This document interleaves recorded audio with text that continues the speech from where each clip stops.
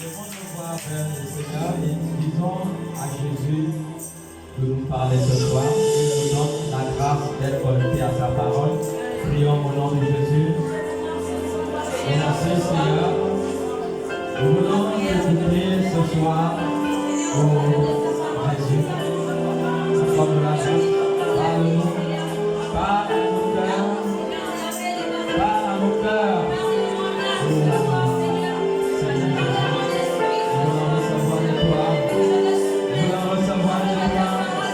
Dispose nos cœurs à recevoir de toi ce soir. Dispose nos cœurs, Seigneur. Amen. Nous allons te connecter à ta parole ce soir. Oh, Adonai. Merci. Merci, Jésus. À ton nom, qui est le nom de Jésus que nous avons prié. Amen, amen, amen. Acclamons encore pour Jésus. Asseyez-vous à la présence de Dieu. Et nous aurons deux passages bibliques. Nous commençons toujours par Actes chapitre 1, le verset 10 et le verset 11. Nous avons toujours pour thème Jésus revient. Est-ce que quelqu'un peut nous faire la lecture? Actes chapitre 1, le verset 10 à 11. Est-ce que quelqu'un est là pour nous faire la lecture? Ne perdez pas le temps. Oui, on y va. Il n'y a pas quelqu'un pour faire la lecture dans la salle? Acte chapitre 1, le verset 10 à 11. On y va. La parole dans Acte 1, verset 10 à 11. Verset 10, il est écrit. Et comme ils avaient le regard fixé vers le ciel, pendant qu'ils s'en allaient, voici, deux hommes vêtus de blanc leur apparurent. Verset 11, et dirent, Hommes galiléens, pourquoi arrêtez-vous à regarder au ciel? Ce Jésus qui a été enlevé au ciel du milieu de vous, viendra de la même manière que vous l'avez vu allant au ciel. Il reviendra de la même manière. Allons-y dans un deuxième passage biblique, Exode 12, le verset 41. Exode 12, 41. Exode 12, au verset 41. Il est écrit. Et au bout de 430 ans, le jour même, toutes les armées de l'Éternel sortirent du pays d'Égypte. Asseyez-vous.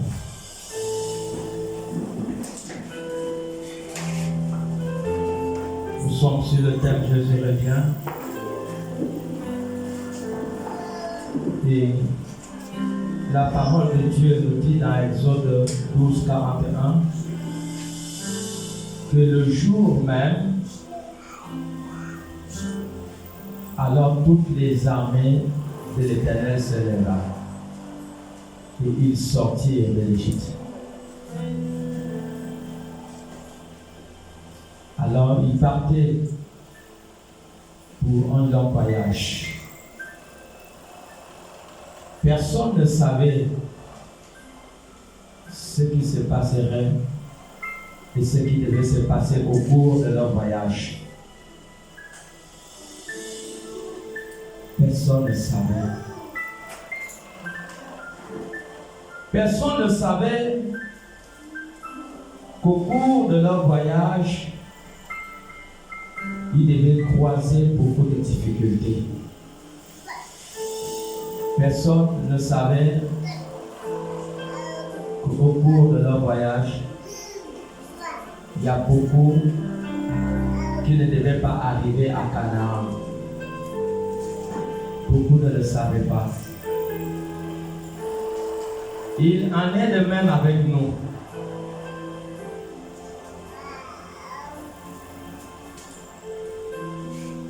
Personne ne sait ce qui serait son avenir. Personne ne sait ce qui serait la fin de tout un chacun dans ces lieux. Nous savons simplement que nous sommes en train d'avancer avec le Seigneur. La parole de Dieu déclare que lorsqu'il partait pour Canaan, beaucoup ne furent pas agréables à Dieu.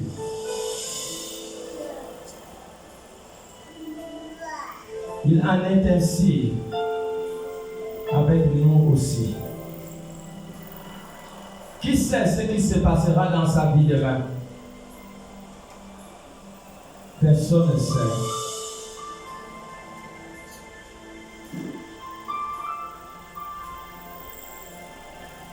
Personne ne sait si nous allons arriver ou pas. Mais nous constatons simplement qu'il y a des choses bizarres qui sont en train d'arriver pendant ces derniers temps.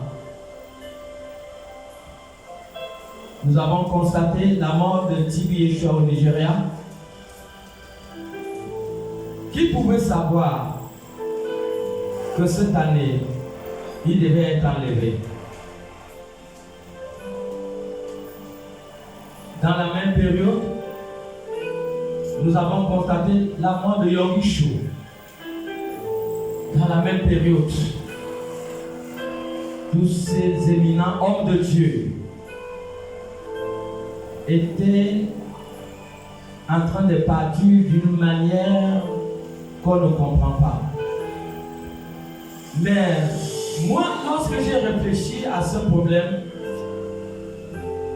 moi j'ai compris que nous vivons un moment un peu dangereux et que est-ce que Dieu n'est pas par hasard en train d'enlever déjà ses élus? Moi, c'est ce que j'ai eu comme réflexion. Et je crois que c'est ça. Parce que dans la même période, nous avons perdu Péri Gaïta au Gabon. Tous ces hommes de Dieu sont partis en un laps du temps. Mais est-ce que nous qui sommes là, est-ce que ces choses ne nous interpellent pas pour nous amener à comprendre qu'il y a quelque chose qui est en train de se préparer? Dieu est en train d'enlever ses élus. Nous ne savons pas ce qui sera notre avenir. Et nous ne savons pas ce qui sera notre fin. Est-ce que ce temps, c'est le temps qu'il faut être distrait? Est-ce que c'est le temps qu'il faut être distrait? Moi, je me prépare. Je sais, je connais le temps que nous sommes. Nous sommes au temps où bientôt Jésus va revenir pour enlever son église. C'est ce temps que nous sommes aujourd'hui. Et personne ne doit rester dans la distraction. Personne ne doit être distrait. C'est une affaire qui concerne l'église. Ça concerne premièrement l'église. Un jour, une sœur vient me dire ce songe. La sœur vient me dire que je t'ai vu dans le songe. Et tu étais dans un grand boyine, juste à la porte du boyine. Et tu étais en train de nous faire revoir. Et sur la porte du boyine, c'était écrit Jésus-Christ. Et ce songe m'a effrayé. J'ai compris que je peux être enlevé à n'importe quel moment. Pendant que le Seigneur est en train de parler à quelqu'un, la voix que vous entendez, si quelqu'un connaît la voix du Seigneur, alors il doit prendre garde.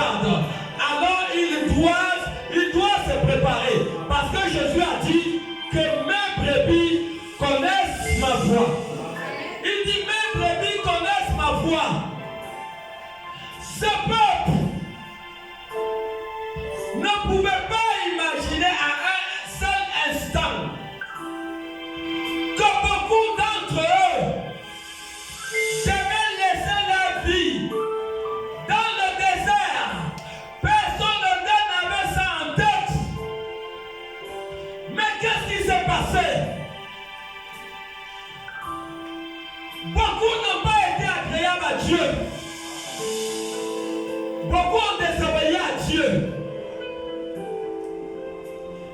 Et beaucoup ont raté l'entrée à Canaan.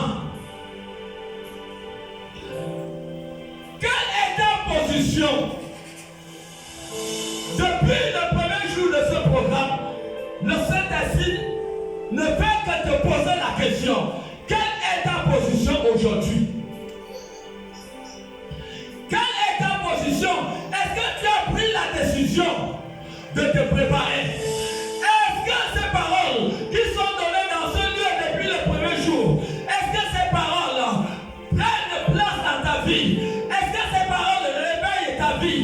Est-ce que ces paroles t'amènent à te lever?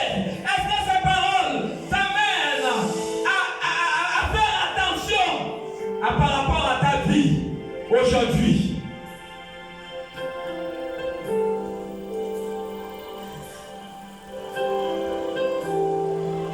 Comment pensons-nous que sur plus de 2 millions de personnes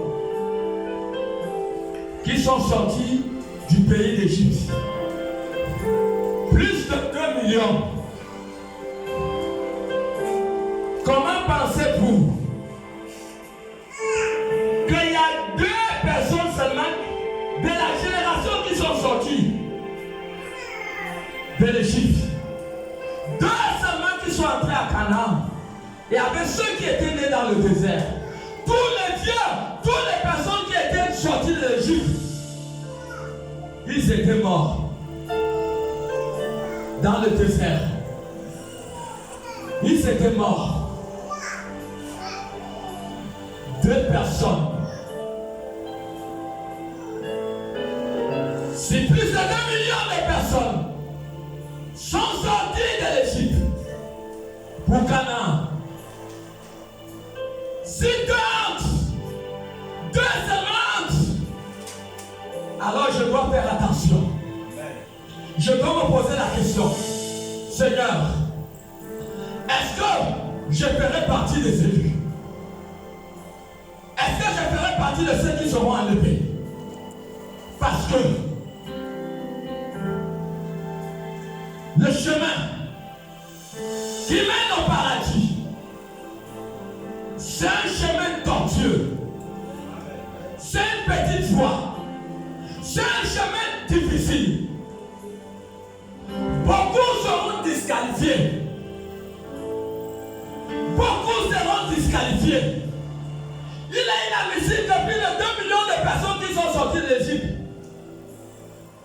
il y a 2 seulement qui sont entrés en Canaan et avec ceux qui étaient nés dans le désert. Alors qu'est-ce qu'on fait? Qu'est-ce qu'on fait? Est-ce qu'il faut s'amuser? Est-ce qu'il faut blaguer? Ou il faut être sérieux? Il faut être sincère. N'est-ce pas, il faut se faire violence? La parole de Dieu dit que le royaume de Dieu est la particularité des hommes et des femmes violents. N'est-ce pas, c'est ça que nous devons nous faire aujourd'hui? La violence. Pour entrer. Parce que beaucoup seront disqualifiés. Moi je le sais. Beaucoup seront disqualifiés. Quelqu'un ouvre Luc, le verset chapitre 13, le verset 23 et le verset 24. Luc 13, le verset 23 et le verset 24. Beaucoup seront disqualifiés. Oh, ma prière tous les jours. Et j'ai toujours communiqué cette prière aux autres. vous qui êtes là, vous qui avez la grâce de recevoir ce message ce soir, chaque jour, dites à Dieu, Seigneur, accorde-moi la grâce pour que le jour où Jésus, tu viendras pour enlever ton église. Accorde-moi la grâce d'être enlevé. Est-ce que quelqu'un a Luc 13, le verset 23, le verset 24? Est-ce que quelqu'un est là? Lit à haute voix, oui, on y va.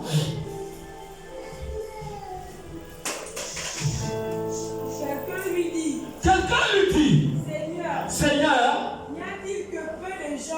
n'y a-t-il que peu de gens qui soient sauvés? Il leur répondit, efforcez-vous. le royaume de Dieu, c'est la force. Il dit, efforcez-vous. D'entrer par la porte étroite. Il dit, efforçons-nous d'entrer par la porte étroite. Car je vous le dis, beaucoup chercheront à entrer. Beaucoup vont chercher à entrer. Et ne le pourront pas. Ils ne le pourront pas. Est-ce que quelqu'un comprend? Il dit, beaucoup chercheront à entrer. Et ils n'entreront pas. Beaucoup. Alors, quelle sera ta situation? Quelle sera notre situation ce fameux jour, ce grand jour, ce jour que l'humanité attend? Est-ce que nous serons parmi? La parole nous amène à comprendre que beaucoup de personnes vont chercher à entrer et ils ne pourront pas. Ils ne pourront pas entrer. Comment être sur le chemin et se perdre? Dieu a accordé la grâce à plusieurs personnes d'être dans l'église, mais c'est le message le plus négligé. C'est le message le moins prêché. Et pourtant Jésus a dit allez et prêchez. Et dit le royaume de Dieu est proche. Il disait répandez-vous et croyez à la bonne nouvelle. Mais ce sont des choses qui sont négligées. Mais Dieu n'est pas dans le sacrifice. 1 Samuel 15, 22 à 23 ou à 24, il dit Dieu n'est pas dans le sacrifice. Dieu est dans l'obéissance à sa parole. Il est dans l'obéissance. Et je l'ai toujours dit à toutes les personnes qui ont reçu l'appel, j'ai d'abord à mettre ta vie dans les normes. Parce que ça ne sert à Dieu à rien de t'utiliser et de te perdre de les jours. Ça ne sert à rien à Dieu. Ça ne sert à rien de servir Dieu et de perdre le salut. Non, ça ne sert pas. Et voilà pourquoi Dieu n'est pas dans le sacrifice. Il est premièrement dans l'obéissance à sa parole. Quelle est l'attitude de l'église? Est-ce que l'église est dans l'attitude de la préparation? Nous voyons une distraction. Une distraction totale. Oh God. Ça ne fait même peur à personne. Mais c'est regrettable. Lorsqu'on parle de la venue de Jésus, ça, tout le monde devait être effrayé.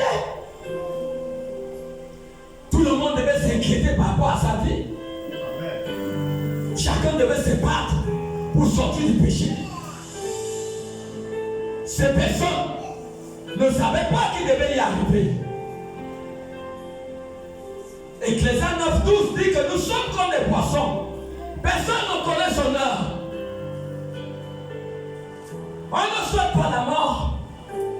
Mais si la mort te trouve dans le péché, tu perdras ta couronne. Tu perdras ta place dans le ciel. Personne ne connaît son heure. Ça peut arriver à n'importe quel moment. Il y a une vidéo que j'ai suivie. Un prêtre de l'église catholique était en train de prêcher. Peut-être certains de vous ont vu cette vidéo. Mais le message était vraiment le message de l'église du réveil. Il prêchait sur la repentance. Il prêchait. Il n'avait aucun problème. Il prêchait, il marchait. Il prêchait, il marchait. D'un seul coup, il s'est écroulé là, devant tout le monde. Et c'était la fin. Il est mort là. Le micro est tombé. Et c'était fini pour lui. Qui connaît son heure? Comment l'arrivée de Jésus ne peut pas susciter les craintes? Comment l'arrivée de Jésus ne peut pas susciter l'abstinence? Même les athlètes du monde, pour obtenir des couronnes incorruptibles, ils s'abstiennent. Mais combien de fois nous, qui aimerait perdre sa couronne? Toute couronne nécessite une abstinence, une décision, un nouveau départ. Mais pourquoi rester comme s'il n'y avait rien? Combien de personnes ne connaissent ce jour? Dieu peut venir enlever le souffle de vie de quelqu'un à n'importe quel moment. Pourquoi rester dans la distraction? Alors que depuis le premier jour, nous avons reçu la grâce que nous sommes entrés même dans les cours de la Bible. Des choses que moi-même je ne connaissais pas, mais qui m'ont été révélées pendant que je préparais le message.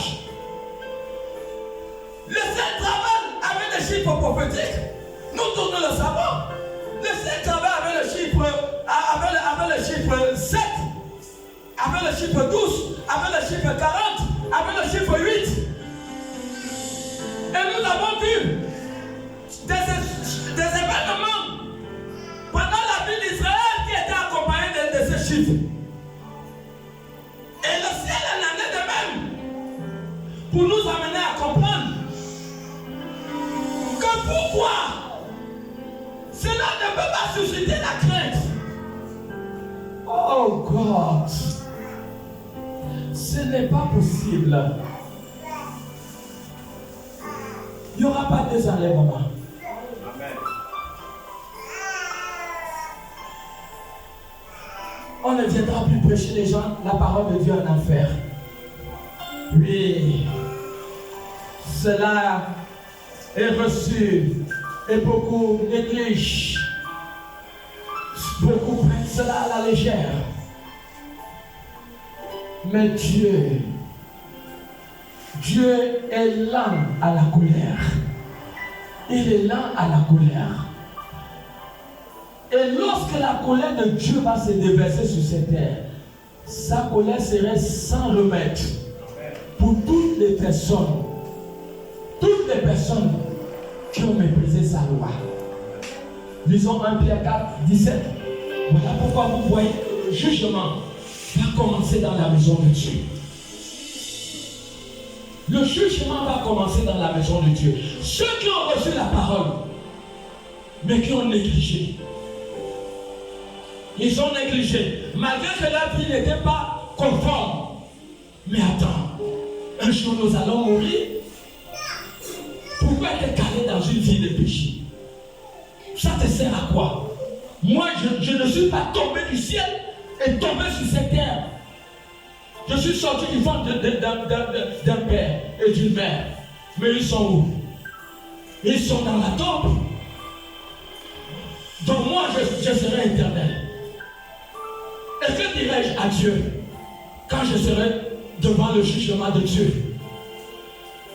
Qu'est-ce que tu diras à Dieu sauf à nos jours? 1 Pierre 4, 17, il dit, on ne perd pas le temps lorsqu'on te donne la parole. Le Saint-Esprit n'aime pas les espaces. 1 Pierre 4, 17, il dit, oui. Quand c'est le moment où le jugement va commencer par la maison de Dieu. Or, si c'est par nous qu'il commence, quelle sera la fin de ceux qui n'obéissent pas à l'évangile de Dieu? Quelle sera la fin de ceux qui n'obéissent pas à l'évangile de Dieu? Mon frère, ma soeur,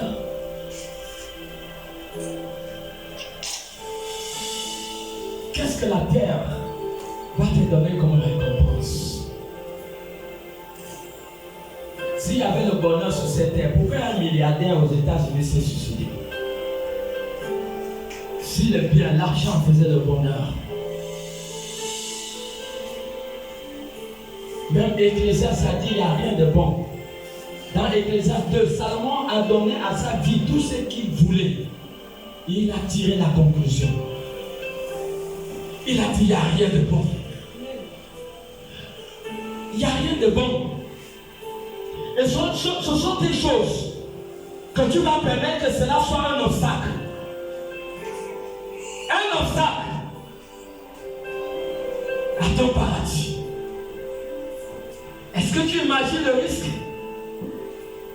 Ceux qui ont été puissants avant toi ont fait la vie et ils ont conclu que là, il n'y a rien. Il n'y a rien. Tout est à poursuivre du vent. C'est ce qu'Ecclésiaste dit. Tout est à poursuivre du vent. La priorité de ta vie devait être: est-ce que je suis sauvé? 2 Pierre 1, 10 à 11. Tu devais te poser la question: est-ce que je suis sauvé? Tous les jours de ma vie, je fais attention. Je fais attention. Je fais attention à tout échange de paroles avec quelqu'un, à toute raconte avec quelqu'un. Je fais attention à toute parole qui sort de ma bouche. Je fais attention à toute affaire qui est traitée. Je me rassure que toute chose soit faite dans la vérité, dans la justice et dans la droiture. N'est-ce pas? C'est le temps où chacun doit travailler. Le salut, ça se travaille tous les jours de la vie. Les vrais croyants doivent travailler sur le salut. C'est ça que la Bible nous dit. Que nous devons travailler pour notre salut.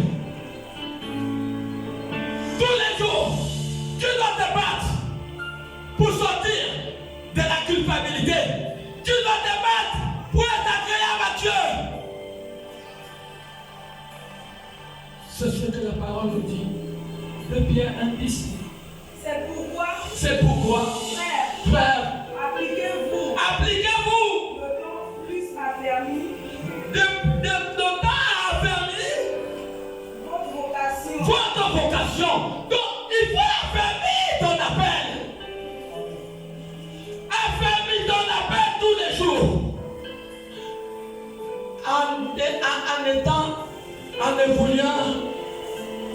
En évoluant de mieux en mieux.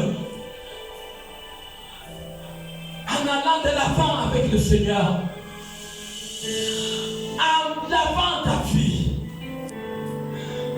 En sortant de tout ce qui peut énerver Dieu dans ta vie. C'est possible. Lorsque vous lisez la Bible, faites attention aux épines des personnes qui ont marché avec Jésus. Faites attention quand vous lisez Pierre. Pierre était un disciple de Jésus. Quand il parle, c'était un témoin véritable de Jésus. Et c'est l'apôtre Pierre qui est en train de parler là. Continue. affermi votre vocation Il dit nous devons affermir notre vocation et votre élection. et notre élection. Car En faisant en cela, faisant cela, vous ne pencherez jamais. nous ne pencherons jamais. C'est ainsi, En en effet, effet, que l'entrée dans le royaume éternel que l'entrée dans le royaume éternel de notre Seigneur et Sauveur de notre Seigneur et Sauveur Jésus, vous serez pleinement accordé. c'est à partir de là que le royaume nous sera pleinement accordé. Parce que tous les jours, nous travaillons pour affermir notre élection, pour affermir ta vie chrétienne. Si ta vie chrétienne est nantie, sors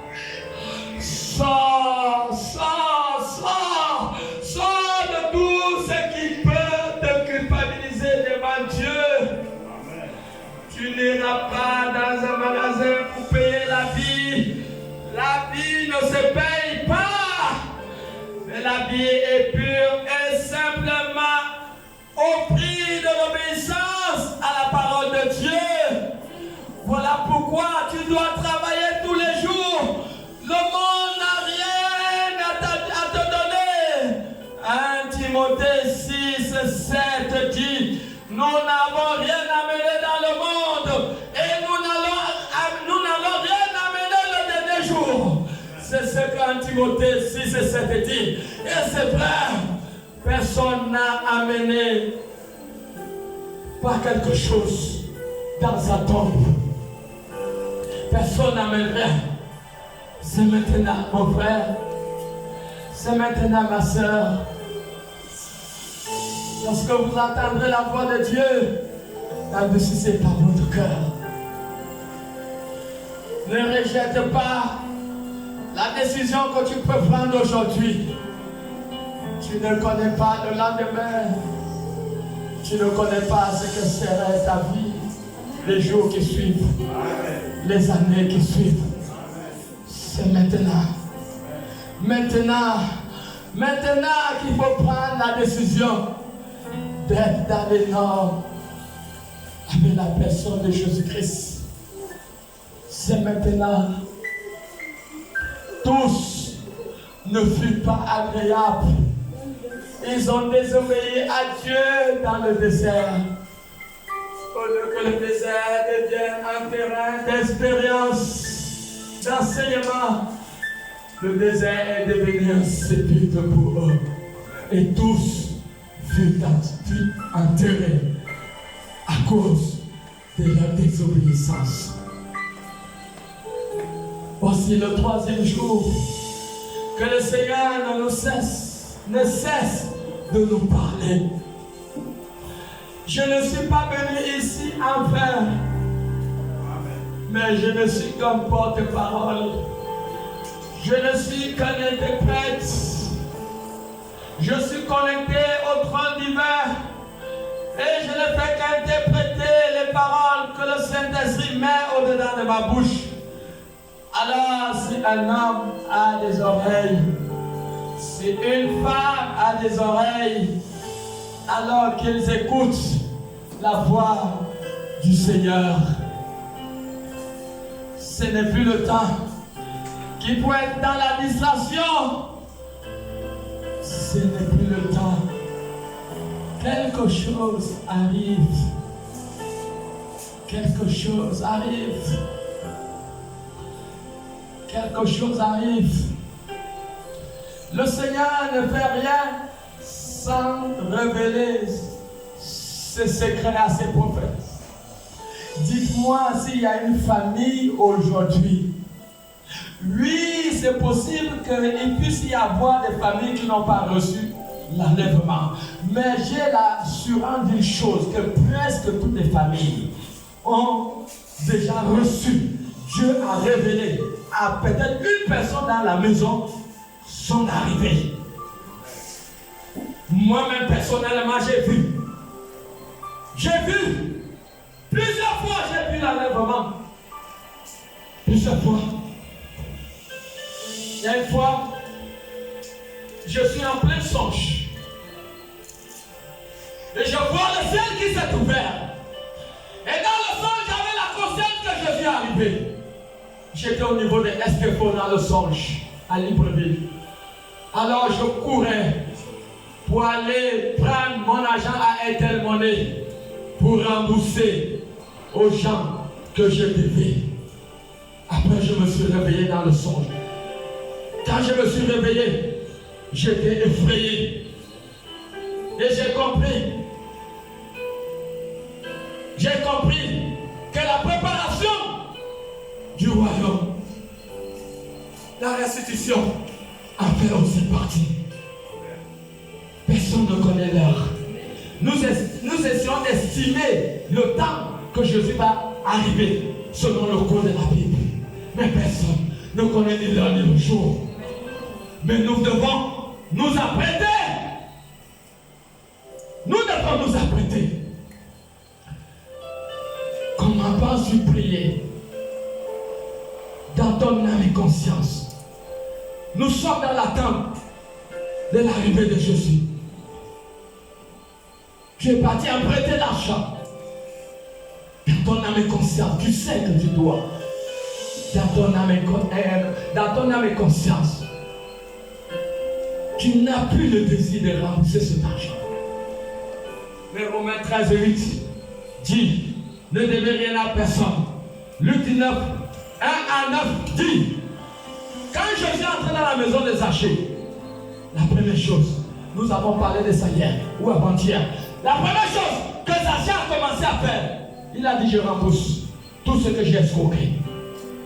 On ne peut pas rembourser un enfant avorté. Non. Mais on rembourse ce qui est remboursable. Pourquoi? L'argent que je travaille, nous avons des personnes qui ont gagné des 20 millions qui n'ont même pas une maison en bambou. Nous avons des personnes qui ont de l'argent qui n'ont même pas une portion de terrain. Mais un jour, ils vont mourir. Pourquoi rester dans une vie de concubinage? Tous les couples que j'ai reçus, soit qu'on est en train de préparer le mariage, je les ai dit là que nous sommes, la priorité, ce n'est pas les projets. La priorité, c'est le mariage. Et tous fonctionnent sur cette fausse philosophie qu'il a communiquée. La priorité aujourd'hui, tu dis avec un homme, avec une femme sans le mariage. Si le Seigneur te trouve dans cet état, tu rates le ciel. Si la mort te trouve, tu rates le ciel.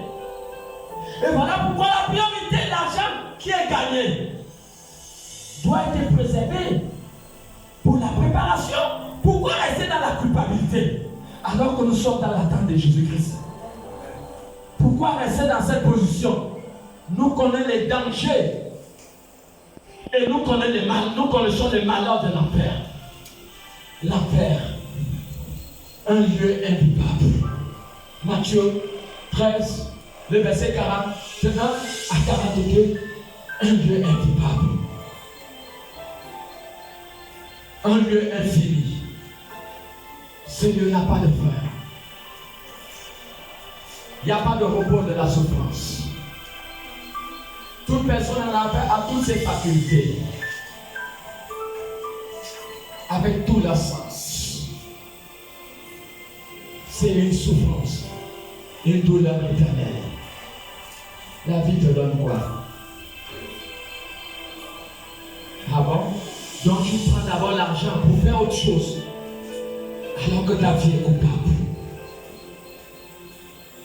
C'est pas le moment qu'il peut persécuter celui qui a dit avec toi que non, l'heure, c'est l'heure pour se préparer. C'est l'heure du mariage.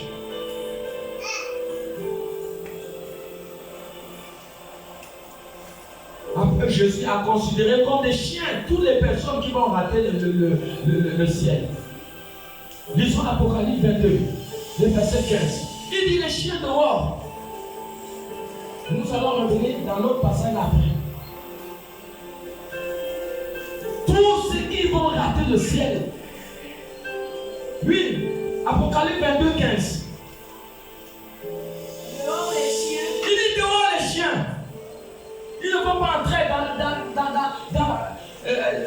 dans la Nouvelle Jérusalem. Continue. Les enchanteurs. Les enchanteurs. Les impudiques. Les impudiques. Les meurtriers. Les meurtriers. Les idolâtres. Les idolâtres. Et quiconque aime et pratique le mensonge. Et quiconque aime et pratique le mensonge. Moi. C'est bon. Est-ce que nous comprenons? Revenons. Matthieu 13, 41 à 42. Alors, tu penses que le temps, vous pensez que Dieu va quitter, enlever un homme de libre vie jusqu'ici en vain? Et pourquoi le diable vient m'attaquer si je n'ai pas une mission à accomplir? Hier, ils ont voulu encore venir me lier dans le songe. Hier. Et c'est la deuxième fois. Il veut venir m'attacher, pourquoi? Je dois quoi à Satan? Satan et moi, nous n'avons pas de lien. Pourquoi il m'attaque? S'il m'attaque, ça veut dire qu'il sait la mission. Même si c'est une ou deux personnes qui reçoivent le message, j'ai accompli ma mission pour ce voyage. Je vous dis la vérité. Il y avait plus de 2 millions de personnes. 2 sont entrés à Canaan. Donc s'il y a même 2 seulement qui reçoivent le message qui est libéré, ça c'est le 3e jour, et qui prennent la résolution pour dire Dieu m'a parlé, alors je dois repartir dans une vie nouvelle. Alors la mission est accomplie. Matthieu 13, 41 à 42. Le Fils de l'homme enverra ses anges. Le Fils de l'homme enverra ses anges Qui arracheront de son royaume tous les scandales et ceux qui commettent l'iniquité. Et ils les jetteront dans la fournaise ardente. Vous comprenez? Ils les jetteront dans la fournaise ardente. Reprends encore cette petite partie. Reprends encore à 41. Le Fils de l'homme enverra ses anges. Le Fils de l'homme enverra ses anges. Qui arracheront de son royaume. Ils arracheront de son royaume tous les scandales. Et ceux qui commettent l'iniquité. Ceux qui commettent l'iniquité. Si vous remarquez, depuis le premier jour, on a commencé à cogner sur le péché. Ceux qui commettent l'iniquité, continuez. Et ils les jetteront dans la fournaise ardente. Pitié pour ceux qui prennent ces messages pour des histoires. Oui. Mais où il y aura des pleurs et des grincements de dents. Voilà. Des pleurs. Est-ce que vous avez vu quelqu'un dans le feu sans le cri? Hein, maman? Tu as vu quelqu'un dans le feu sans crier? Les gens vont crier pendant des milliards et des milliards d'années, sans cesse. Parce que les gens auront leur sens de toucher la puanteur qui est en enfer. Ils vont expérimenter cela. Aujourd'hui, les gens jouent avec Dieu comme l'homme riche joue avec Dieu. Mais ce que les gens ignorent, ils vont mourir. Et je leur dis que la mort rappelle les païens à la barre. Parce que Jean 5, le verset 24, lisez-nous ça, dit que les justes ne vont pas passer au jugement. Jean 5, 24. Donc, quand vous voyez un païen mourir, et maintenant, verset dit qu'après la mort vient le jugement. La mort rappelle les païens à la barre. On est où? Jean 5, 24. Jean 5, 24. En vérité, je vous le dis, celui qui écoute ma parole et qui croit à celui qui m'a envoyé, à la vie éternelle, et ne vient point en jugement, il ne passera pas au jugement, mais il est passable de la mort à la vie. Donc tous ceux qui jouent avec Dieu aujourd'hui, en entendant la voix de Dieu, mais ils écoutent la voix d'un homme comme Samuel, comme l'enfant Samuel, au lieu d'écouter la voix de Dieu, mais il écoutait la voix d'un homme. Lui, il en était ainsi avec l'homme riche. Il s'en foutait du Dieu de Lazare. Mais il a oublié une chose. Que la terre, la même année que son nez regarde la terre, il a oublié qu'un jour il devait entrer dans la terre. Et Luc 19, le verset, Luc plutôt 16, le verset 19 à 31 nous dit que l'homme riche mourut. Il fut enterré. Et à sa grande surprise, il se retrouva dans un lac de feu qui brûle. Alors, c'est dans l'enfer qu'il va découvrir la vérité. Mais c'était trop tard. C'était trop tard. Est-ce que c'est normal que quelqu'un puisse faire l'erreur de l'homme riche ici? Je ne pense pas.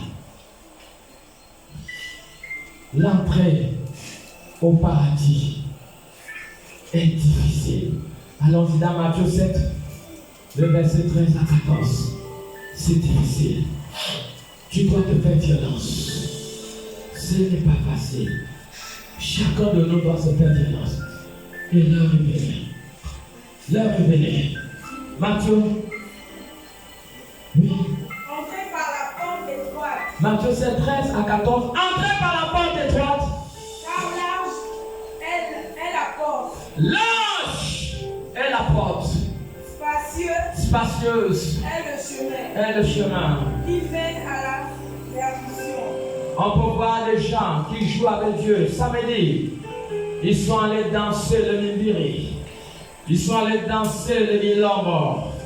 Et dimanche, ils ont encore le kaolé sur le corps. Ils ne se sont même pas lavés, mais ils mettent leur soutane pour aller à l'église.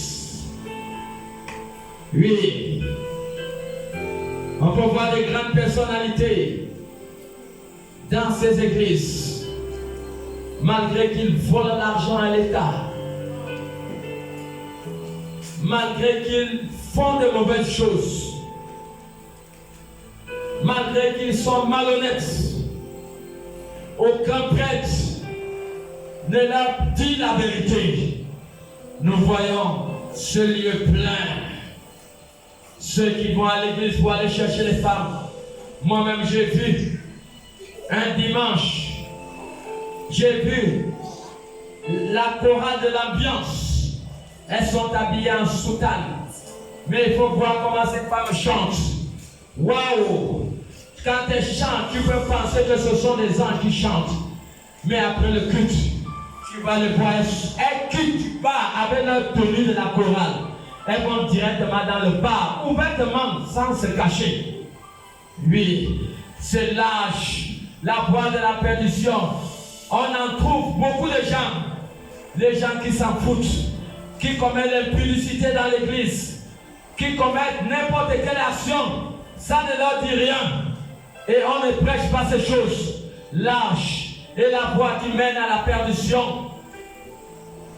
Alors, la parole nous dit que le chemin qui mène à la vie, c'est comment? Est-ce que tu peux reprendre? Spacieux est le chemin. Spacieux est le chemin qui mène à la perdition. Qui mène à la perdition. Et il y en a beaucoup. Il y en a beaucoup. Qui vont par là. Nous avons vu des gens qui vont à l'église une seule fois par an, le 31 décembre. Nous voyons des catégories de chrétiens qui vont à l'église que le dimanche. L'âge est spacieuse. C'est comme si quelqu'un peut manger une seule fois par semaine ou manger une seule fois par an. L'âge, la voie qui mène à la perdition. L'âge, les chrétiens de l'ambiance, les chrétiens de la délivrance, les chrétiens des prophètes. On ne suit plus la parole de Dieu. Partout où la vérité est prêchée, où le péché est prêché, on ne voit pas les gens. Qu'est-ce que ça veut dire? Chaque fois on dit que le péché, ah bon, même Jésus a prêché, il a dit repentez-vous. Mais si on ne prêche pas sur le péché, nous sommes en train de vous détruire parce que Apocalypse 20, le verset 15 nous a dit, les chiens dehors, les chiens, c'est Jésus qui appelle ces pécheurs comme chiens. Jésus les appelle les chiens. Mais pourquoi nous aujourd'hui, l'amour de Jésus que nous avons pour les brebis de Christ, nos parents, pourquoi nous n'allons pas cogner sur le péché? Nous savons que le seul obstacle qui peut constituer un obstacle à l'enlèvement, ce n'est que le péché. L'âge est spacieux, les gens prient, mais se sentent à l'aise dans le péché et sans connaître le risque qu'ils sont en train de prendre. Et c'est ça le véritable danger. C'est ça le danger. Continue la lecture. Mais étroite est la porte. mais étroite est la porte resserrée qui mène à la vie. Et il y en a peu qui les trouvent. On a accepté Jésus, c'est dur. Je ne peux pas vivre la sanctification. L'homme qui me nourrissait, qui me payait, comme je ne lui donne plus mon corps, il a décidé de ne plus me donner l'argent. Mais va consulter 1 Pierre 3, 17. 1 Pierre 3, 17 nous dit que c'est mieux pour toi de souffrir en étant dans la vérité. En étant dans la vérité. Combien aujourd'hui, ils se sont engagés, ils ont vu que c'est dur, ils ont fait demi-tour. Et c'est pour cela, nous disons dans Matthieu 24, le verset 13, le verset 12, l'amour du plus grand nombre de personnes va se refroidir. Oui, c'est vrai. Ceux qui ont accepté 10 ans Jésus en arrière, 5 ans en arrière, beaucoup aujourd'hui sont assis à la maison. Est-ce qu'on part à l'église pour un pasteur? Si un pasteur c'est un pécheur, Hébreux 12, 2 qui regarde, il y a le regard sur Jésus, c'est pas son homme. Même Jésus a dit dans Matthieu 23, il parlait des scribes et pharisiens. Il a dit, faites ce qu'il vous dit de faire, mais ne faites pas ce qu'ils font. C'est ce que Jésus a dit. Matthieu 23, je crois le verset 1 à 2 ou le verset 23. Hein? Il a parlé de cela. Beaucoup aujourd'hui, tel leader m'a frustré. Donc, je n'ai pas appelé à l'église. Je vais m'asseoir à la maison. Et le diable est en train d'accomplir sa mission. Là, on est dans la lumière. Sors dehors. Je veux voir si tu as la lumière dehors là-bas. Combien de personnes étaient à l'église? Elles sont sorties. Elles se sont retrouvées des prostituées. Des choses qu'elles ne faisaient pas. Des choses qu'elles avaient pris la décision d'abandonner. Mais lorsqu'elles sont sorties de l'église, elles n'avaient plus l'influence de la parole. Et le diable s'est investi au-dedans d'eux. Le diable les a avalés. Pourquoi? Pourquoi pouvons-nous faire aussi un grand mal en négligeant ces choses? Nous allons lire ce dernier passage, Éphésiens 2, 12. L'heure est venue. Est-ce que vous pensez que c'est le temps qu'il faut blaguer? Moi, je ne suis pas venu ici pour blaguer. Je suis venu pour cogner. En tant que serviteur de Dieu, je ne suis pas venu ici pour le nombre de personnes. J'ai appris à prêcher devant 2, 3 personnes. Voilà. Il n'y avait pas un grand nombre de personnes qui étaient sauvées. Il y avait 2 seulement. Tous ceux qui sont sortis de l'Égypte. Pendant le déluge, comment vous pouvez penser sur toute une planète Terre? Toute une planète Terre, il y a seulement 8 personnes qui ont été sauvées. Si on donne même un pourcentage, on va donner quel pourcentage? On va donner 0,0000%. Donc, ça là, c'est pas un pourcentage. 8 personnes sur toute planète Terre. Et vous pensez que l'entrée au ciel, c'est facile? C'est pour cela qu'on parle de Dieu, tu es dans ton péché, ça ne te fait rien. Mais tu ne penses pas que la mort peut t'arriver. On ne le souhaite pas. Tu ne penses pas, tu n'imagines pas le danger de rater le ciel.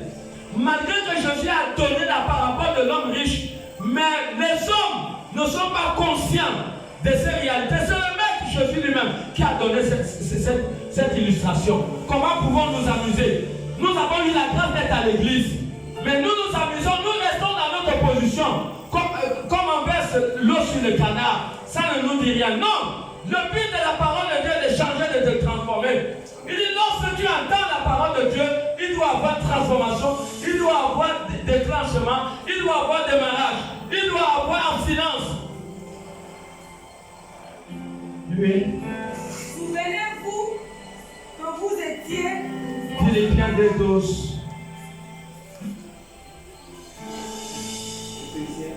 Philippiens 2:12. Est-ce que c'est le temps qu'il faut s'amuser? Philippiens 2:12. Ainsi, mes bien-aimés, comme vous avez toujours obéi, travaillez à votre salut. Avec crainte et tremblement. Non seulement comme à ma présence, mais bien plus. Encore maintenant que je suis absent. Le Saint-Esprit me donne encore le passage, Romains 13:11. Il dit travaillez, travaillez, travaillez, travaillons à notre salut tous les jours. Waouh, je fais attention. Je ne veux pas prendre un franc qui ne m'appartient pas. Depuis que j'ai accepté Jésus, je n'ai jamais commis l'adultère. Je n'ai jamais connu la fornication. Depuis que je me suis marié, je n'ai jamais trompé ma femme. Jamais, ça ne s'est jamais arrivé. Et ça ne pourra jamais arriver. Parce que je crains Dieu. Je crains Dieu. Vous comprenez? Ça fait plus de 20 ans aujourd'hui que je marche avec Jésus. Alors, je n'ai jamais cessé de faire l'effort d'être propre, d'être agréable aux yeux de Dieu. Oui, Romains 13, 11.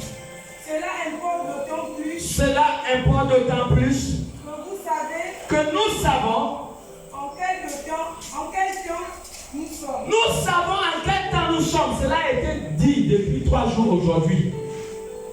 C'est l'heure de vous réveiller. C'est l'heure que nous devons nous réveiller. Enfin du sommeil. Enfin du sommeil. Car maintenant, Le salut est plus près. Le salut est plus proche De nous. de nous Que lorsque nous avons cru. C'est bon. Est-ce que quelqu'un comprend? Amen. Le salut est plus proche. Frère, sœur, le salut est plus proche. Est-ce que quelqu'un a été béni? Amen. Est-ce qu'on peut acclamer pour le Seigneur? Mettons-nous debout, sur nos épaules, nous allons prier. Mettons-nous debout.